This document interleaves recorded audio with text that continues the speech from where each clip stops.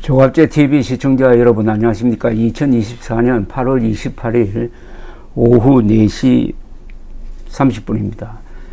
서울에서 택시를 타고 왔다 갔다 하면은 하루에 어떤 때는 2번, 3번 이렇게 되는 프레카드가 있습니다. 실종된 송혜희 좀 찾아주세요입니다. 실종된 송혜희 좀 찾아주세요. 좀 찾아주세요. 좀이라는 말이 참 가슴을 칩니다. 미안하다는 뜻이죠. 실종된 송혜희 좀 찾아주세요. 고등학교 다니다가 실종된 딸을 찾는 프레카드는 전국에 다 붙어 있습니다. 그런데 25년간 그런 식으로 딸을 찾았던 송길용 씨 71살입니다. 이분이 하필 또 교통사고로 사망했다는 기사가 금방 올라왔습니다. 송혜희 씨의 어머니는 2006년에 약을 먹고 또 극단적 선택을 했다고 합니다. 송혜희 씨는 실종, 어머니는 극단적 선택, 아버지는 교통사고, 무슨 세상에 이런 일이 있는지. 지난 28일 어제입니다. 전국 미아 실종 가족 찾기 시민의 모임과 평탄, 송탄 제1장례식장 등에 따르면 송길용 씨는 지난 26일 교통사고로 사망했다고 합니다. 기초생활보장수급자인 송 씨는 폐품을 수거해 내다 팔면서 생활비를 벌고 그리고 프레카드를 만드는 돈이 모이면 또 붙이고 하는 이런 생활을 25년 동안 계속해 오다가 26일 또 트럭을 몰고 일에 나섰다가 마주오던 덤프 트럭과 충돌해서 사망했습니다. 송 씨의 둘째 딸 송혜희 씨 당시 17살입니다. 씨는 1999년 2월 13일 고등학교 3학년 진학을 앞두고 학교에 공부하러 나간다고 집을 나선 이후에 실종이 되었습니다. 실종된 직후부터 실종된 송혜희 좀 찾아주세요라고 적힌 현수막을 전국 곳곳에 내거는 생활을 했는데 여러 언론과 인터뷰도 하고 방송에도 출연했지만 결국 딸을 찾지 못했습니다. 송 씨의 빈소는 평택 송탄 제1장례식장 302호실이라고 합니다. 평택 송탄 제1장례식장 302호실. 이 송길용 씨 인터뷰는 여러 신문에 나왔는데, 그러니까 12년 전 2012년 8월 15일 평택 시사신문과 인터뷰를 한 내용을 제가 소개해 드리겠습니다. 이 송길용 씨의 설명은 이렇습니다. 제 딸 송혜희는 13년 전 송탄여고 3학년 재학 중일 때 수업이 끝난 뒤 밤 10시에 집으로 오는 도일동 버스를 타고 마을 입구에 내린 뒤 사라졌어요. 그날 저녁에 아이가 돌아오지 않자 식구들이 여기저기 아는 친구들에게 전화를 하기 시작했지요. 버스 정류소에서 집까지는 시골길로 30분 정도 걸리는데 새벽 6시까지 찾아도 아이가 보이지 않았어요. 다음날 경찰에 신고를 한 뒤 당시 버스 운전기사를 찾아 물어보니 30대 초반의 남자로 보이는 사람과 함께 정류소에 내려졌다고 하더군요. 그때부터 딸을 찾아 전국을 돌아다니는 송길용 씨는 딸이 중학교 때부터 고등학교 2학년까지 지역 국회의원이 주는 장학금으로 공부할 만큼 성적도 좋았다고 합니다. 단순 가출로 여긴 경찰은 신고를 받고 3일이 지난 뒤 가족의 독촉을 받고 수사에 착수했는데 그 뒤에 어떤 흔적도 발견할 수가 없었다고 합니다. 이틀 전에 사망한 송길용 씨는 이렇게 이야기를 하고 있었습니다. 함께 내렸다는 사람은 마을 사람도 아니었어요. 당시 경찰이 조금만 더 일찍 움직여줬더라면 하는 원망도 많았어요. 죽었다면 시신이라도 찾아야죠. 그런데 아무리 찾아도 시신조차 없으니 도저히 포기할 수 없는 거예요. 어딘가로 끌려갔다면은, 그리고 아직 살아있다면은 부모인 제가 꼭 찾아내야만 하니까요. 이미 죽었으니까 포기하는 사람도 많지만 전 도저히 포기할 수가 없어요.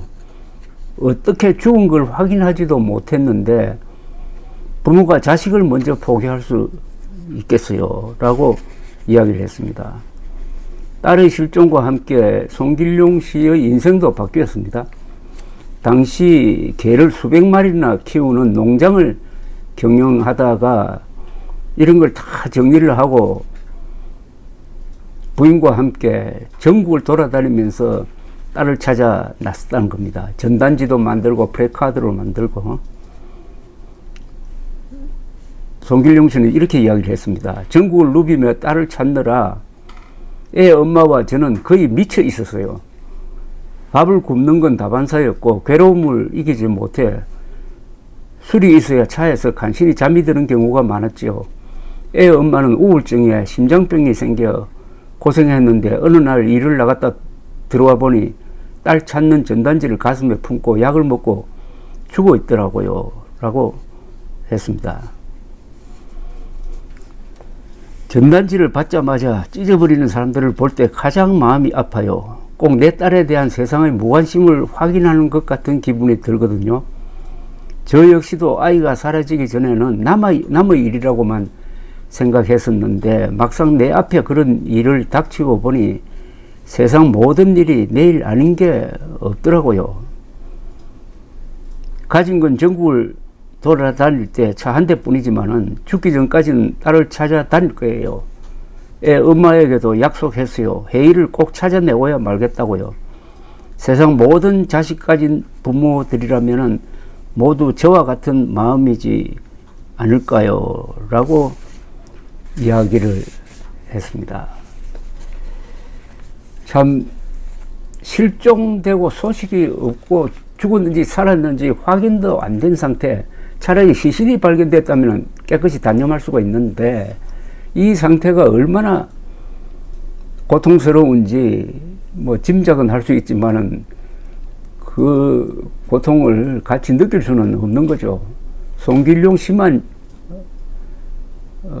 안고 갔던 그런 고통이라고 생각을 합니다. 여기에 대해서 뭐 이렇게 했으면 좋았을 텐데 저렇게 했으면 좋았을 텐데 제3자가 이야기하는 것은 그건 아무 의미가 없습니다. 다만 이 송길용 씨와 비슷한 감정을 가지고 사는 분들이 있습니다. 그분들은 어떤 분이냐 하면은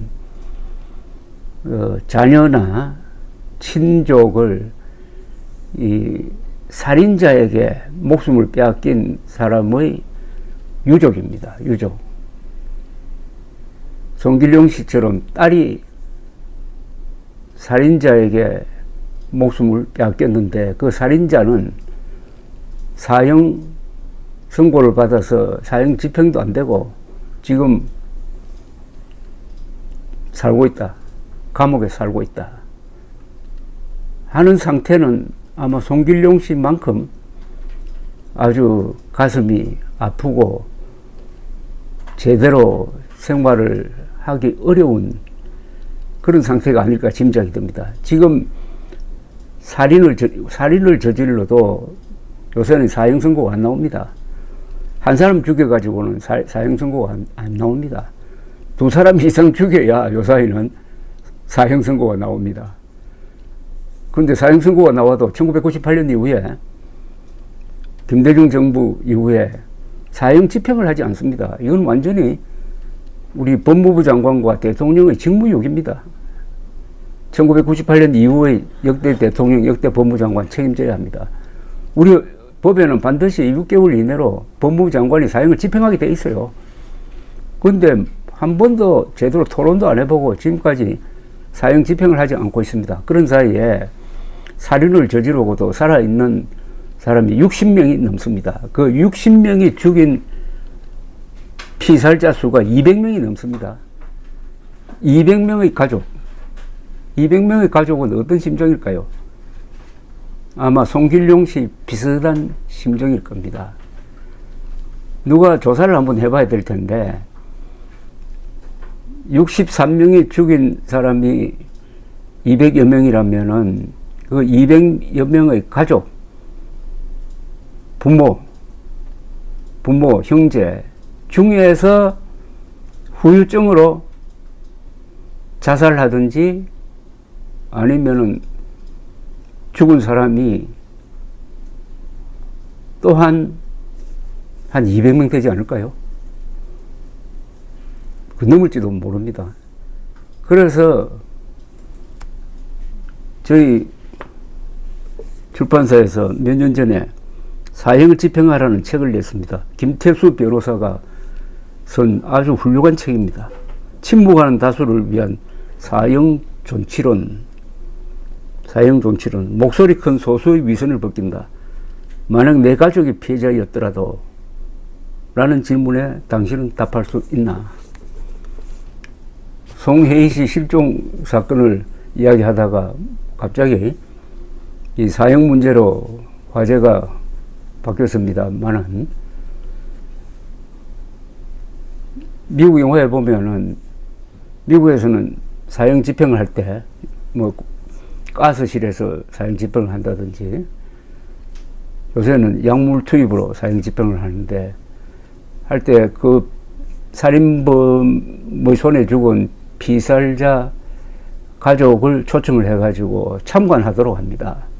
그게 잔인하게 보일지 모르지만은 자기 딸을 죽인 사형수가 어떻게 고통 속에서 죽어가는가를 보면은 그걸로 마음의 정리가 된다는 겁니다. 마음의 정리가. 사형수의 인권만 소중한 게 아니라 그 사람 손에 죽은 피살자의 인권과 그 가족의 인권은 더 소중한 거죠. 그래서 이야기가 사형 문제로 이렇게 돌아섰습니다. 송길용 씨의 명복을 비는 바입니다. 감사합니다.